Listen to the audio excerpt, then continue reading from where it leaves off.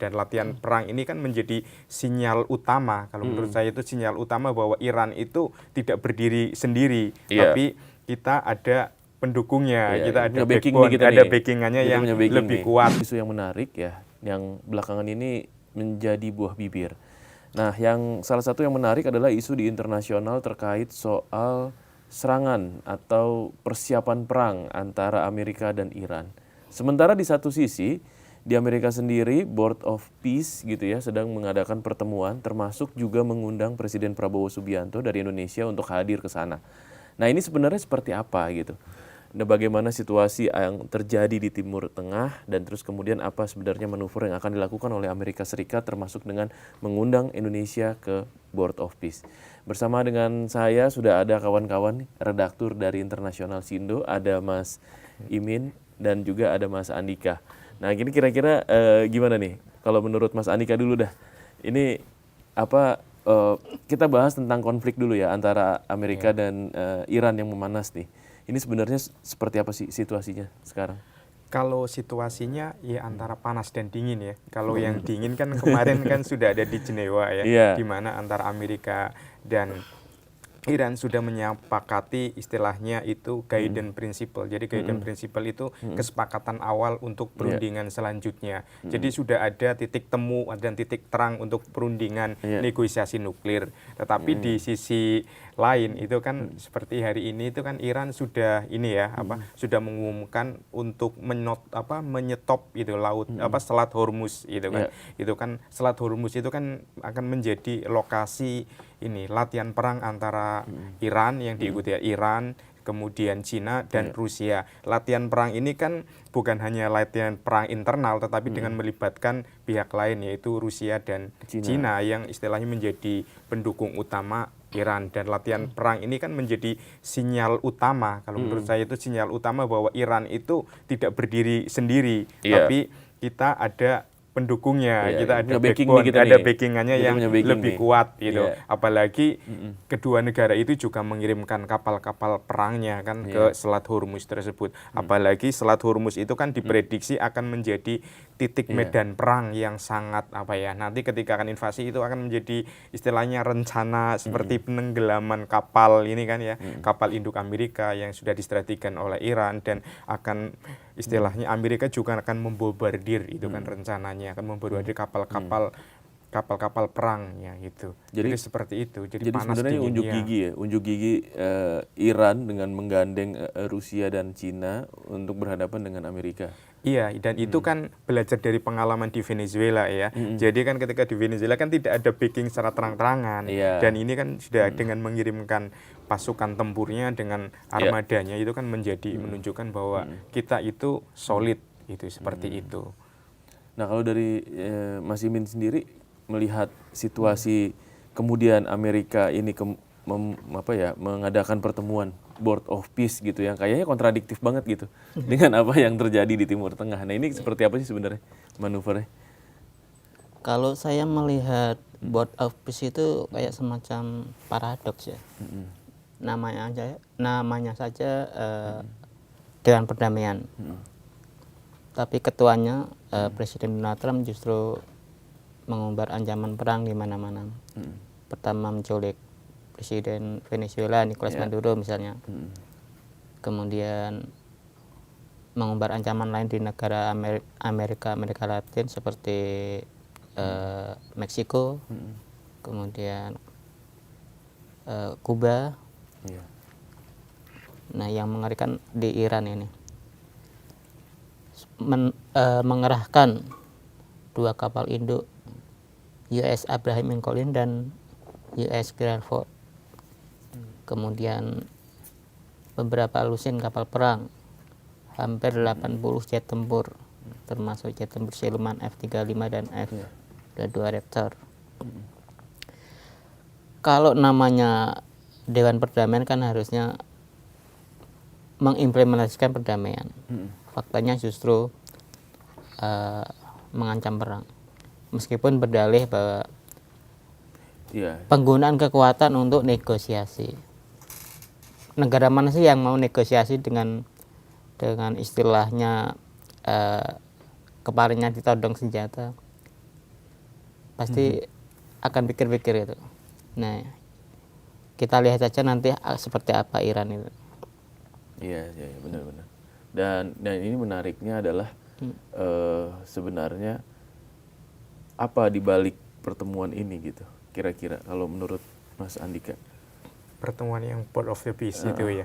Pertemuan itu kan kalau dalam agenda yang diungkapkan oleh Gedung Putih kan itu akan membahas rekonstruksi Gaza ya. Jadi kemarin yang pas waktu pertemuan yang di Davos, yang di Swiss itu kan masih hanya pengenalan-pengenalan, tetapi pas pertemuan yang di Washington yang akan digelar hari ini itu kan lebih ke arah realitas. Jadi programnya itu akan direalisasikan. Anggaran yang dikumpulkan kan sekitar 5 miliar dolar ya, atau 84 triliun, dan itu kan konsensus ataupun iuran ya, termasuk iuran bangsa Indonesia di situ juga. Jadi iuran itu kan sekitar 84 triliun itu kan nantinya akan digunakan untuk merekonstruksi Gaza. Tetapi belum jelas juga rekonstruksinya itu programnya kan akan seperti apa, apakah dikembalikan ke rakyat Palestina? Iya, atau seperti apa, tapi kemungkinan sih tidak, kemungkinan ya rekonstruksi pembangunan kan itu kan menjadi ajang upaya Israel itu kelihatannya untuk lepas tangan gitu loh. Jadi lepas tangan. Jadi yang menghancurkan kan Israel, tetapi mereka tidak mau membangun kembali Gaza, tetapi yang membangun itu adalah yaitu dana-dana iuran dari Port of Peace. Jadi untuk untuk apa istilahnya gotong royong bersama di antara negara-negara di Port of the Peace itu. Yang kedua itu kan adalah rencana pengiriman pasukan itu, stabilisasi itu. Betul, kan. Indonesia juga ikut. Iya, Indonesia kan udah dikatakan oleh TNI kan akan mengirimkan, tetapi kan jumlah totalnya itu kan kurang lebih 8.000 ya, 8.000 tentara yang yang secara keseluruhan. Nggak tahu juga jumlah yang akan dikirim oleh Indonesia berapa, kan nanti kan akan dibagi dengan Uni Emirat Arab ataupun beberapa negara yang lain. Tetapi itu juga masih menjadi polemik. Nanti tugasnya itu seperti apa gitu kan. Apakah tugasnya kalau yang di perjanjian 20 poin gencatan senjata Gaza atau perdamaian Gaza itu kan salah satunya itu adalah perlucutan senjata Hamas, dan itu kan nantinya akan menjadi dilema karena akan akan berhadapan langsung dengan Hamas. Kemudian kalau hanya sekedar seperti UNFIL itu ya, yang hanya pasukan yang ada di Lebanon itu kan hanya sekedar pengawasan dan lain sebagainya, mungkin masih oke. Tetapi ketika sudah melakukan perlucutan itu kan istilahnya itu kan menghalangi perjuangan rakyat Palestina untuk merdeka. Dan ada keberpihakan. Iya, keberpihakan. Jadi kan ini perlu istilahnya dilihat juga lebih dalam seperti apa itu nantinya efeknya jangka panjang. Jangan hanya sekedar mengirim aja gitu ya, dengan alasan kemanusiaan, tetapi harus tahu juga nih fungsi dan tugasnya mereka di sana ngapain. Kalau sampai akhirnya melucuti Hamas, artinya sudah terlibat dalam konflik membela salah satu yang bertikai kan gitu. Iya, dan Hamasnya sendiri kan sudah menyatakan penolakan. Jadi ketika ada penolakan, kemungkinan kan ada perlawanan. Betul. Dan itu kan bahaya juga. Kan? Itu kan masalah keselamatan juga. Luar biasa ini. Jadi serba bingung sebenarnya kondisi di sana ya. Tetapi kalau menurut Caimin sendiri ke depan akan seperti apa ini? Sebenarnya kalau ngomong Port of Peace itu kita melupakan yang fundamental di Gaza. Port of Peace ini nggak pernah nanya apa sih maunya Gaza itu apa. Maunya rakyat Gaza itu pertama, dia itu ingin merdeka, mendirikan negara Palestina. Kemudian yang kedua, tentara Israel hengkang seluruhnya, hidup berdampingan, solusi dua negara. Itu yang diinginkan Indonesia juga kan. Nah, soal rekonstruksi dan lain-lain itu kan nanti mereka nggak pernah nanya itu. Dan saya nggak yakin ya rekonstruksi itu begitu penting sekarang ini, karena yang mereka butuhkan adalah perang berhenti, negara Palestina merdeka berdiri, kemudian barulah infrastruktur dibangun. Nah, Port of Peace ini malah terkesan melangkahi step-step itu ya, yang fundamental gitu. Semacam proyek ya. Dana sebesar itu nanti untuk apa? Kemudian sebenarnya kan Port of Peace didirikan atas mandat resolusi Dewan Keamanan PBB. Tapi kan resolusi itu hanya untuk mengamankan gencatan senjata, akhir dari perang. Faktanya enggak kan, bahwa Donald Trump memperluas jangkauan dari fungsi board office ini menjadi bukan hanya Gaza tapi seluruh konflik global. Ini sudah menyalahi resolusi Dewan Keamanan PBB tanpa bermaksud tidak mendukung langkah pemerintah Indonesia untuk bergabung dengan board office sendiri. Nah, tetapi kondisi di Gaza di bulan Ramadan ini seperti apa? Ya, yang semalam saya tulis itu kan ya hampir 1.100-an masjid itu kan hancur ya karena dibom oleh Israel. Jadi pas waktu malam taraweh, karena mereka kan tarawehnya ikut itu ya hari malam Rabu kemarin ya, Rabu, jadi ikut bersama dengan Saudi. Ya tarawehnya itu kan di bawah reruntuhan dan hanya menggunakan tenda atau terpal yang plastik aja, tapi mereka tetap bersemangat gitu kan, tetap ada semangat. Dan tetap yang menjadi fakta di ini kan bahwa fakta di lapangan yang ada di Gaza itu kan menunjukkan bahwa aspek-aspek dasar kebutuhan dasar itu kan belum terpenuhi, ya kan, pasokan bantuan kemanusiaan, makanan dan lain sebagainya kan juga terbatas, dan aspek ketenangan. Jadi ketika mereka sholat itu kalau yang saya lihat di video-videonya di Quds dan beberapa di media sosial itu kan dipantau sama drone-drone yang terbang rendah, gitu kan. Jadi istilahnya kan masih nggak tenang ya? Iya, tidak ada kegembiraan, tidak ada kehusukan, karena kan sholatnya gimana dipantau dipantau dengan drone-drone yang ya otomatis drone itu kan bukan hanya mengawasi, tapi kan sekarang udah dilengkapi dengan senjata, drone komunikasi dan lain sebagainya. Kan seperti itu.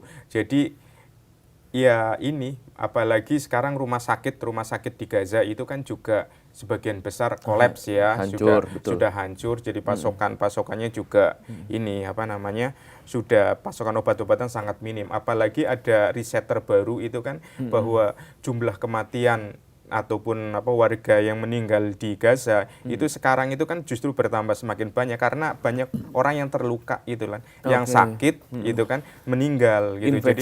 Infeksi tidak dirawat dengan baik gitu kan, seperti itu. Jadi jumlah korbannya itu istilahnya itu nanti akan mati perlahan-perlahan. Itu kan menjadi suatu penyiksaan yang terus-menerus gitu. Dan dunia itu sebenarnya harus fokus ke situ, ke aspek kemanusiaannya terlebih dahulu gitu. Iya, baru kemudian pembahasan tentang restrukturisasi dan segala macamnya di Gaza gitu ya. Ini manusianya aja belum terurus gitu. Belum terurus, dan tetapi mereka masih memiliki semangat juang yang tinggi. Itu kan dibuktikan ketika perbatasan Rafah itu kan yang dengan Mesir itu dibuka. Justru yang keluar itu kan hanya yang sakit-sakit aja.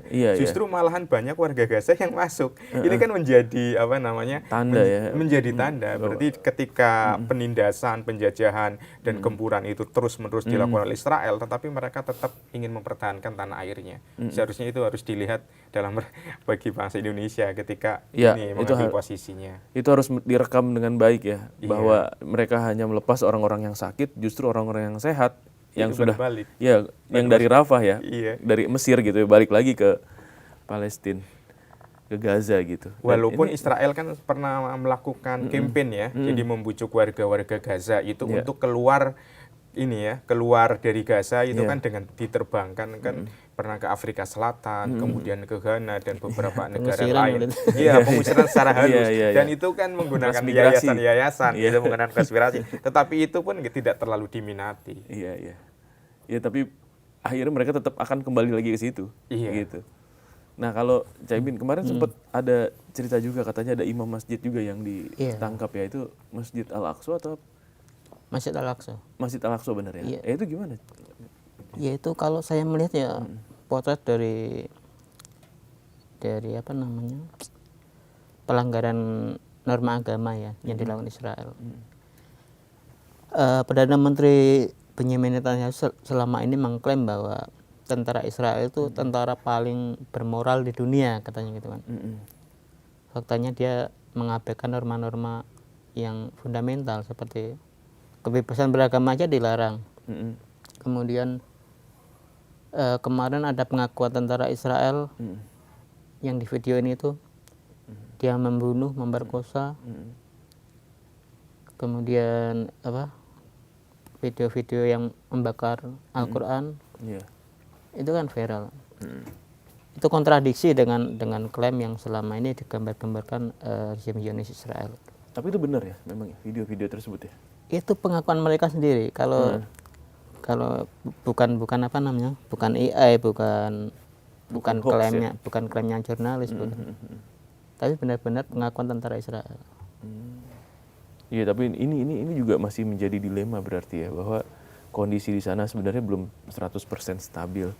Dan terus kemudian bagaimana peran Board of Peace itu untuk menangani persoalan di sana gitu ya.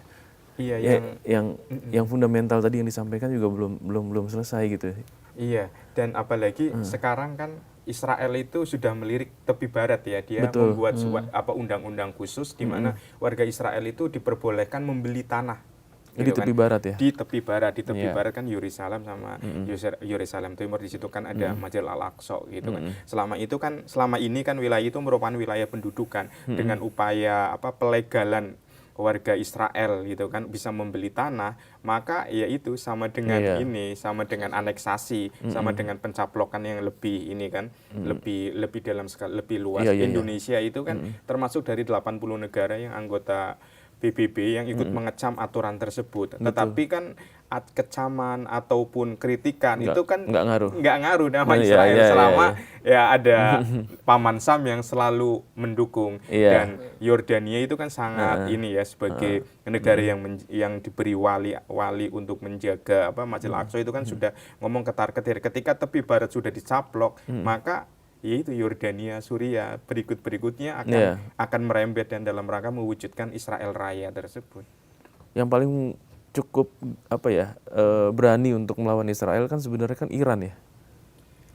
Sejauh ini iya. Dan makanya kemudian isu terkait soal perang besar-besaran itu antara Amerika dan Iran ini sebenarnya diprovokasi oleh kondisi di Gaza.